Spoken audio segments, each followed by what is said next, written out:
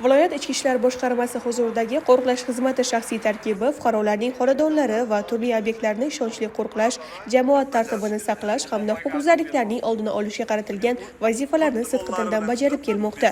Xizmat samaradorligini yanada oshirish, xodimlarning kasbiy mas'uliyati va fidoyiligini mustahkamlash maqsadida ularning bo'sh vaqtlarini mazmunli tashkil etishga ham alohida e'tibor qaratilmoqda.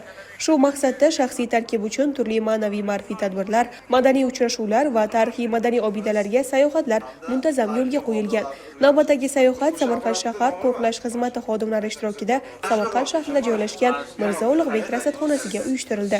Sayohat davomida xodimlarga buyuk davlat arbobi mutafakkir Mirzo Ulug'bekning Samarqand shahrida olib borgan buyuk ilmiy izlanishlari, xususan uning jahon astronomiya ilmiga qo'shgan hissasi to'g'risida ma'lumot taqdim etildi. Shuningdek, olimning Samarqand shahrida barpo etgan rasadxonasi, uning me'moriy yechimi batafsil tushuntirib berilib, olimning astronomiya ilmiga oid asari Zijji jadid ko'ragoni asari haqida xodimlarga batafsil tushunchalar berib o'tildi.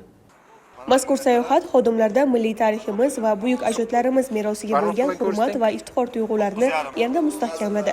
Shu bilan birga bunday ma'naviy-ma'rifiy tadbirlar qo'riqlash xizmati xodimlarining jamoaviy ruhini ko'tarish, o'zaro hamjihatlikni mustahkamlash, xizmatga bo'lgan sadoqat va jangovar shaylikni oshirishda muhim ahamiyat kasb etadi.